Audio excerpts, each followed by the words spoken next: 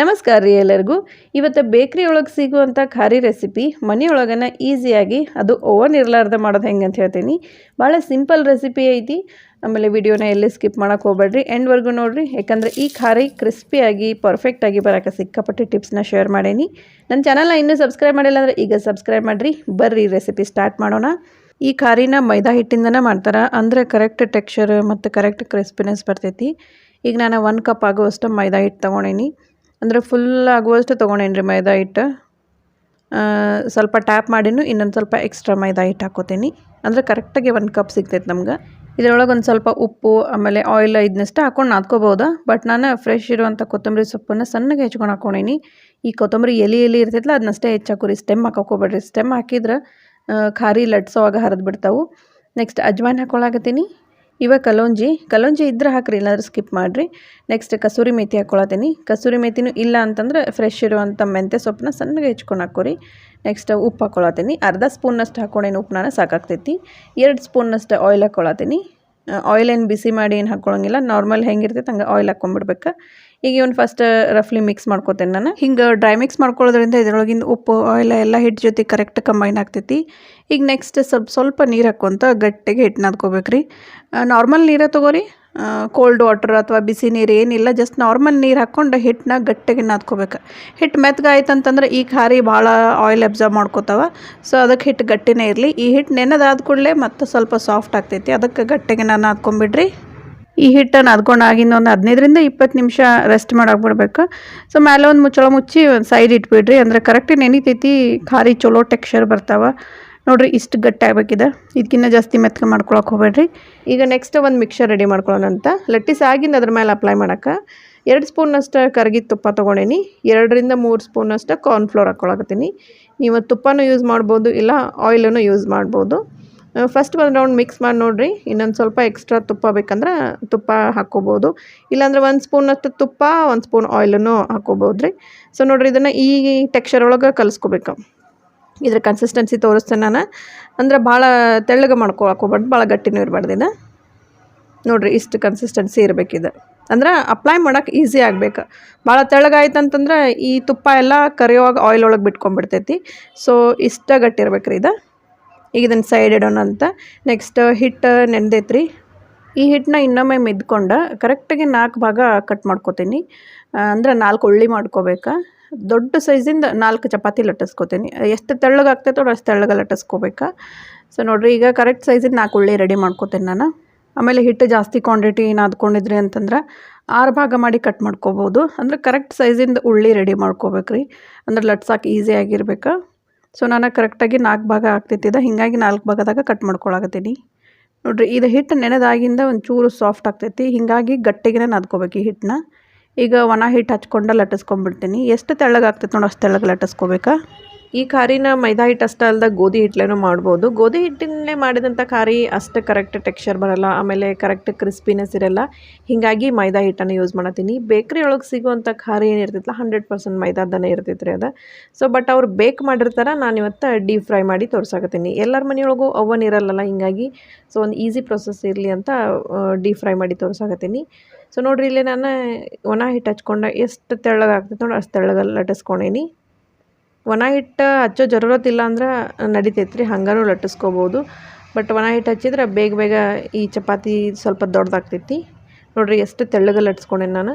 ಇದೇ ಥರ ನಾನು 4 ಲಟ್ಟಿಸ್ಕೊಂಡು ರೆಡಿ ಮಾಡ್ಕೋತೀನಿ.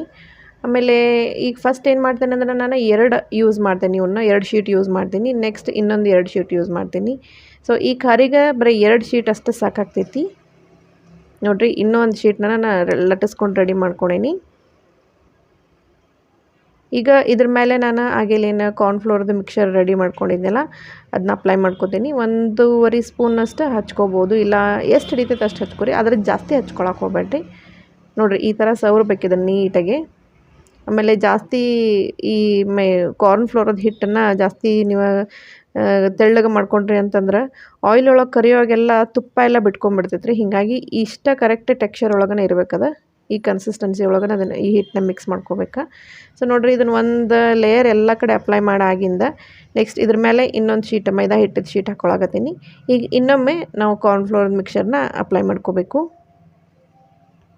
ಈ ಸತಿ ಜಾಸ್ತಿ ಏನು ಹಚ್ಕೊಳಕ್ಕೆ ಹೋಗ್ಬೇಡ್ರಿ, ಜಸ್ಟ್ ಲೈಟಾಗಿ ಅದ್ರ ತೆಳ್ಳಗೆ ಒಂದು ಲೇಯರ್ ಸ್ಪ್ರೆಡ್ ಮಾಡ್ಕೋಬೇಕಾಗ್ತೈತಿ. ಈಗ ಏನು ಮಾಡ್ಬೇಕಂದ್ರೆ ಇದ್ರ ಮೇಲೆ ಒಂದು ಸ್ವಲ್ಪ ನಾನು ಒಣ ಹಿಟ್ಟು ಉದುರ್ಸಾಕತ್ತೀನಿ. ಸೊ ನಾನು ಕಾರ್ನ್ಫ್ಲೋರ ಉದುರ್ಸಾಕತ್ತೀನಿ ರೀ. ಇವನ್ ನೀವು ಮೈದಾ ಹಿಟ್ಟನ್ನು ಹಚ್ಕೋಬೋದು. ನೋಡಿರಿ ಈ ಥರ ಇದನ್ನು ಫೋಲ್ಡ್ ಮಾಡ್ಕೋಬೇಕಾ, ನೀಟಾಗೆ ನೋಡ್ಕೊರಿ ಇದೇ ಥರ ಫೋಲ್ಡ್ ಮಾಡಬೇಕಾಗ್ತೈತಿ. ಈಗ ಇದೇನು ಫೋಲ್ಡ್ ಮಾಡಿರ್ತೈತಲ್ಲ ಈ ಪಾರ್ಟಿಗೂ ಒಂದು ಸ್ವಲ್ಪ ಕಾರ್ನ್ಫ್ಲೋರ್ ಮಿಕ್ಸರ್ ಹಚ್ಕೋಬೇಕಾ. ಈಗ ನೆಕ್ಸ್ಟ್ ಇನ್ನೊಂದು ಫೋಲ್ಡ್ ಮಾಡಬೇಕಾ, ನೋಡಿರಿ ಈ ಥರ. ಈಗ ಇದಕ್ಕೂ ಒಂದು ಸ್ವಲ್ಪ ಕಾರ್ನ್ಫ್ಲೋರ್ ಮಿಕ್ಸರ್ ಹಚ್ಕೋಬೇಕಾ. ಇದನ್ನ ಇದು ವಿಡಿಯೋದಾಗ ಹೆಂಗೆ ತೋರಿಸತ್ತೇನಿಲ್ಲ ಇದೇ ಥರ ನೋಡ್ಕೊಂಡು ನೀಟಾಗೆ ಮಾಡಬೇಕು. ಒಟ್ಟು ಇದೊಂದು ಸ್ಕ್ವೇರ್ ಶೇಪ್ ಒಳಗೆ ಬರ್ಬೇಕು ರೀ, ಈ ಥರ ಫೋಲ್ಡ್ ಮಾಡ್ಕೋಬೇಕಾ. ಅಂದ್ರೆ ನಿಮ್ಗೆ ನೆಕ್ಸ್ಟ್ ಕಟ್ ಮಾಡೋಕ್ಕೂ ಈಸಿ ಆಗ್ತೈತಿ. ಈಗ ಇದು ಹಿಂಗೆ ಅಲ್ಲ, ಇದನ್ನು ಫೋಲ್ಡ್ ಮಾಡ್ಕೊಂಡಾಗಿಂದ ಮತ್ತೊಮ್ಮೆ ಲಟ್ಟಿಸ್ಕೋಬೇಕು ಇದನ್ನ. ಅಂದ್ರೆ ಖಾರಿ ಅಗದಿ ಲೇಯರ್ ಆಗಿ ಬರ್ತೈತಿ. ಏನು ಲೇಯರ್ ಇರ್ತಾವಲ್ಲ ಅಗದಿ ತೆಳ್ಳಗೆ ಬರ್ತಾವ್ರಿ ಅವ. ಸೊ ನೋಡಿರಿ ಇಲ್ಲೇ ನಾನು ಟೋಟಲಾಗಿ ನಾನು 4 ಶೀಟ್ ರೆಡಿ ಮಾಡ್ಕೊಂಡಿದ್ದೆ ಅಲ್ಲ, 4 ಶೀಟ್ಲೆ ನಮ್ಗೆ 2 ಉಳ್ಳಿ ಈ ಥರ ರೆಡಿ ಆಗ್ತವೆ. ಈಗ ನೋಡಿರಿ ಇದನ್ನು ಇಷ್ಟು ಲಟ್ಟಿಸ್ಕೋಬೇಕು, ಭಾಳ ತೆಳ್ಳಗೆ ಲಟ್ಟಿಸ್ಕೋಬೇಡ್ರಿ. ಇನ್ನು ನೆಕ್ಸ್ಟ್ ಲಟ್ಟಿಸ್ಕೋವಾಗ ಭಾಳ ತೆಳ್ಳಗೆ ಇಲ್ಲ, ಸ್ವಲ್ಪ ದಪ್ಪಿಟ್ಟ ಲಟ್ಟಿಸ್ಕೋಬೇಕು. ಅಕಸ್ಮಾತ್ ನೀವು ಭಾಳ ತೆಳ್ಳಗೆ ಲಟ್ಸಿದ್ರಿ ಅಂತಂದ್ರೆ ಅದು ಫ್ರೈ ಮಾಡುವಾಗ ಏನಾಗ್ತೈತಲ್ಲ ಆ ಲೇಯರ್ ಕರೆಕ್ಟಾಗಿ ಬಿಟ್ಕೊಳ್ಳಲ್ಲ. ಸೊ ಆಲ್ಮೋಸ್ಟ್ ಒಂದು ರೌಂಡ್ ನಾವು ದೊಡ್ಡದು ಲಟ್ಸೇ ಬಿಟ್ಟಿರ್ತೇವೆ ತೆಳ್ಳಗೆ. ಹೀಗಾಗಿ ಈ ಸತಿ ಏನಂತಂದ್ರೆ ಸ್ವಲ್ಪ ದಪ್ಪಿಟ್ಟ ಲಟ್ಟಿಸ್ಬೇಕು. ನೋಡಿರಿ ಈ ಥರ. ಈಗ ಇವನ್ನ ಸ್ಕ್ವೇರ್ ಒಳಗೆ ಕಟ್ ಮಾಡ್ಕೋಬೇಕು. ನಿಮಗೆ ಯಾವ ಸೈಜ್ ಬೇಕು ನೋಡಿ ಆ ಸೈಜ್ ಕಟ್ ಮಾಡ್ಕೋಬೋದು. ಬಟ್ ಆದಷ್ಟು ಈ ಥರ ಸಣ್ಣ ಪೀಸ್ ಕಟ್ ಮಾಡಿಕೊಂಡ್ರೆ ನೀಟಾಗಿ ಫ್ರೈ ಆಗ್ತಾವೆ. ಸೊ ನೋಡ್ರಿ ಇಲ್ಲೇ ಈ ಥರ ರೆಡಿ ಆಗೈತಿದೆ. ಹೀಗಿದೆ ಫ್ರೈ ಮಾಡೋಕೆ ರೆಡಿ ಆಗೈತಿ. ಇವನ್ನ ಡೀಪ್ ಫ್ರೈ ಮಾಡ್ಬೇಕು. ಫ್ರೈ ಮಾಡುವಾಗ ಏನೈತಲ್ಲ ಆಯಿಲ್ ಜಾಸ್ತಿ ಬಿಸಿ ಮಾಡ್ಕೊಳಕ್ಕೆ ಹೋಗ್ಬೇಡ್ರಿ. ಭಾಳಷ್ಟು ಬಿಸಿ ಆಯ್ತು ಅಂತಂದ್ರೆ ಒಳಗಿನ ಲೇಯರ್ ಎಲ್ಲ ಫ್ರೈ ಆಗೋಲ್ಲ, ಜಸ್ಟ್ ಮ್ಯಾಲಿನ ಲೇಯರ್ ಅಷ್ಟೇ ಫ್ರೈ ಆಗ್ತವೆ. ಇದೇ ಥರ ನಾನು ಇನ್ನೊಂದು ಶೀಟ್ನೂ ಲಟ್ಟಿಸ್ಕೋತೀನಿ. ನೋಡಿರಿ ಈ ಥರ ಲಟ್ಟಿಸ್ಕೊಂಡು ಕಟ್ ಮಾಡ್ಕೊಳಕತ್ತೀನಿ. ಈಗ ಇವನು ಫ್ರೈ ಮಾಡ್ಕೋತೀನಿ. ಆಯಿಲ್ ಆಗಲ್ಲಿ ಹೇಳ್ದಂಗೆ ಜಾಸ್ತಿ ಬಿಸಿ ಮಾಡೋಕ್ಕೆ ಹೋಗ್ಬಾರ್ದು, ಲೈಟಾಗೆ ಬಿಸಿ ಇದ್ರೆ ಸಾಕು. ಚಲೋ ಫ್ರೈ ಆಗ್ತಾವ್ರಿ, ಒಳಗಿನವರೆಗೂ ಡೀಪ್ ಫ್ರೈ ಆಗ್ತೈತಿ. ಇವು ಖಾರಿ ಹಾಕಿದ ಕೂಡಲೇ ನೀವು ಇಮಿಡಿಯೇಟ್ ಟರ್ನ್ ಮಾಡೋಕ್ಕದು ಹೋಗಬೇಡ್ರಿ, ಫ್ಲಿಪ್ ಮಾಡೋಕ್ಕೆ ಹೋಗ್ಬೇಡ್ರಿ. ಜಸ್ಟ್ ಒಂದು ಸ್ವಲ್ಪ ಫ್ರೈ ಆಗಕ್ಕೆ ಬಿಟ್ಟು ಆಮೇಲೆ ಮತ್ತೆ ಫ್ಲಿಪ್ ಮಾಡಬೇಕು. ನೋಡಿರಿ ಈ ಥರ ಕಲರ್ ಬರೋವರೆಗೂ, ಆಮೇಲೆ ಅಗ್ದಿ ಕ್ರಿಸ್ಪಿ ಆಗೋವರೆಗೂ ಲೋ ಫ್ಲೇಮ್ ಒಳಗೆ ಫ್ರೈ ಮಾಡ್ಕೋಬೇಕು. ಸೊ ಇದು ಫ್ರೈ ಆಗೈತಿ, ಇವನ್ನೆಲ್ಲ ತೆಗಿತೇನೆ ನಾನು. ಇನ್ನು ಜಾಸ್ತಿ ಫ್ರೈ ಮಾಡೋದು ಬೇಡ, ಕಲರ್ ಚೇಂಜ್ ಆದರೆ ಟೇಸ್ಟು ಚೇಂಜ್ ಆಗ್ತೈತೆ ರೀ. ಸೊ ಇದೇ ಥರ ನಾನು ಆಗೇಲೇನು ಉಳ್ದಿದ್ದು ಕಟ್ ಮಾಡಿ ಇಟ್ಕೊಂಡಿದ್ದೆಲ್ಲ ಖಾರಿ ಅವನ್ನೆಲ್ಲನೂ ಫ್ರೈ ಮಾಡ್ಕೋತೀನಿ. ನೆನಪಿರಲಿ ಈ ಖಾರಿ ಫ್ರೈ ಮಾಡುವಾಗ ಲೋ ಫ್ಲೇಮ್ ಒಳಗೇ ಇರಬೇಕು. ಈ ಖಾರಿ ನಾನು ಪ್ಲೇನು ಮಾಡ್ಕೋಬೋದು, ಬೇಕಾದ್ರೆ ಇದ್ರೊಳಗೆ ಸ್ವಲ್ಪ ಆಲೂದ ಸ್ಟಫಿಂಗ್ ಮಾಡಿನೂ ಮಾಡ್ಬೋದು. ಆ ಥರ ಖಾರಿ ನಿಮ್ಗೆ ನೆಕ್ಸ್ಟ್ ವಿಡಿಯೋದಾಗ ಶೇರ್ ಮಾಡ್ಕೊಳಕ್ಕೆ ಟ್ರೈ ಮಾಡ್ತೀನಿ. ಅಂದ್ರೆ ಆ ಥರ ಖಾರಿ ಅಂದರೆ ಬೇಕ್ರಿ ಒಳಗೆ ಸಿಗುವಂಥ ವೆಜ್ ಪಫ್ ಅಥವಾ ಎಗ್ ಪಫ್ ಅಂತಾರಲ್ಲ ಆ ಥರ ಒಂದು ವೆಜ್ ಪಫ್ ರೆಸಿಪಿ ಮತ್ತು ಒಂದು ಎಗ್ ಪಫ್ ರೆಸಿಪಿನೂ ನಿಮ್ಮ ಜೊತೆ ನಾನು ಶೇರ್ ಮಾಡ್ಕೋತೀನಿ. ಇದೇ ಥರ ಎಲ್ಲ ಬ್ಯಾಚ್ನೂ ಫ್ರೈ ಮಾಡ್ಕೋತೀನಿ ರೀ. ಈ ಖಾರಿನ ನೀವು 1 ಮಂತ್ವರೆಗೂ ಒಂದು ಏರ್ಟೈಟ್ ಕಂಟೈನರ್ ಒಳಗೆ ಹಾಕಿ ಸ್ಟೋರ್ ಮಾಡಿ ಇಟ್ಕೋಬೋದು. 1 ಮಂತ್ವರೆಗೂ ಕ್ರಿಸ್ಪಿನೆಸ್ ಹಂಗೆ ಇರ್ತೈತಿ. ಆಮೇಲೆ ಬೇಕ್ರಿ ಒಳಗೆ ಸಿಗುವಂಥ ಖಾರಿ ಒಳಗೆ ಯೂಶ್ವಲಿ ಡಾಲ್ಡಾ ಯೂಸ್ ಮಾಡಿರ್ತಾರೆ. ಡಾಲ್ಡಾ ನಮ್ಮ ಹೆಲ್ತಿಗೆ ಅಷ್ಟು ಸರಿಯಲ್ಲ. ನಾನಂತೂ ಒಂದು ಸ್ವಲ್ಪ ಈ ಖಾರಿ ಒಳಗೆ ಡಾಲ್ಡಾ ಯೂಸ್ ಮಾಡಿಲ್ಲ, ಅಂದರೂ ಎಷ್ಟು ಕ್ರಿಸ್ಪಿ ಆಗ್ಯಾವ ನೋಡಿರಿ. ಈ ಖಾರಿನ ನೀವು ಚಹಾ ಜೊತೆ ಡಿಪ್ ಮಾಡ್ಕೊಂಡು ತಿನ್ಬೋದು, ಇಲ್ಲಾಂದರೆ ಟೊಮೆಟೊ ಕೆಚಪ್ ಜೊತೆ ಹಚ್ಕೊಂಡು ತಿನ್ನಿರಿ, ಮಸ್ತ್ ಟೇಸ್ಟ್ ಅನ್ನಿಸ್ತವೆ. ನಿಮ್ಮ ಕಿಡ್ಸ್ ಈ ಖಾರಿನ 100% ಇಷ್ಟಪಡ್ತಾರೆ. ಸೊ ಇದೇ ಥರ ನಾನು ಹೇಳಿದ ಪ್ರೊಸೀಜರ್ ಒಳಗೆ ಖಾರಿನ ನಿಮ್ಮ ಮನೆಯೊಳಗೆ ನೀವು ಟ್ರೈ ಮಾಡಿ ನೋಡಿರಿ.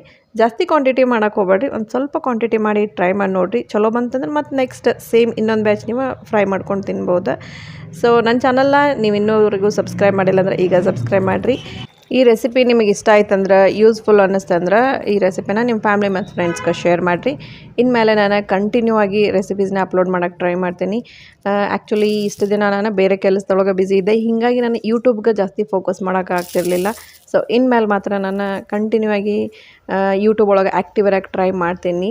ನಿಮಗೆ ಬೇರೆ ಯಾವುದಾದ್ರೂ ರೆಸಿಪಿ ಬೇಕಂದ್ರೆ ನನಗೆ ಕಮೆಂಟ್ ಮಾಡ್ಬೋದು. ಆದಷ್ಟು ನಾನು ಆ ರೆಸಿಪಿನ ನಿಮ್ಮ ಜೊತೆ ಶೇರ್ ಮಾಡ್ಕೊಳಕ್ಕೆ ಟ್ರೈ ಮಾಡ್ತೀನಿ. ನಿಮಗೆಲ್ಲ ಗೊತ್ತಿದ್ದಂಗೆ ನಾನು ಯಾವುದೇ ರೆಸಿಪಿ ಟ್ರೈ ಮಾಡಿದ್ರು ನಿಮಗೆಲ್ಲ ಈಸಿ ಆಗುವಂಗೆ ನಾನು ಆ ರೆಸಿಪಿನ ನಿಮ್ಮ ಜೊತೆ ಶೇರ್ ಮಾಡ್ಕೊಂಡಿರ್ತೀನಿ. ಸೊ ನೆಕ್ಸ್ಟ್ ಇನ್ನೊಂದು ಹೊಸ ರೆಸಿಪಿ ಜೊತೆ ನಿಮ್ಮನ್ನು ನಾನು ಭೇಟಿ ಆಗ್ತೀನಿ. ಧನ್ಯವಾದಗಳು.